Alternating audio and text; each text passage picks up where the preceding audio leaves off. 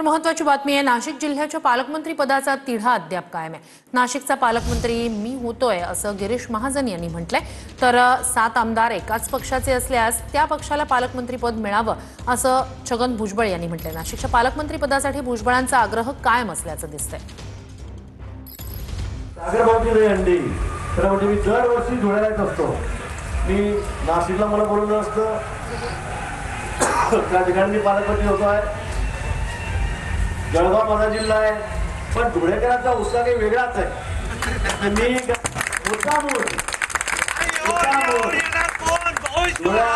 मुद्दामून धुळ्याची दहीहंडी बघायला, तिथली मजा लुटायला या ठिकाणी मुद्दामून येतो की इथला जोश, इथली सगळी तरुणाई ही काही वेगळीच आहे। रायगडमध्ये आमची एकच सीट आहे, पण त्याच्यासाठी जे आहे आम्ही पालकमंत्री पदाचा आग्रह धरतो।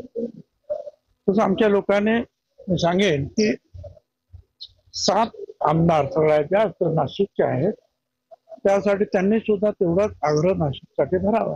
आपला आग्रह कायम असणार नाशिकचे पालकमंत्री कोण होणार हा महत्वाचा मुद्दा नाही। 7 आमदार जर एकाच पक्षाचे असतील तर त्या पक्षाला ते पालकमंत्री पद मिळालं पाहिजे असं मला वाटतं, आणि ते मी आमचे जे अजितदादा आणि कोण तटकरे त्यांच्याशी बोलेन।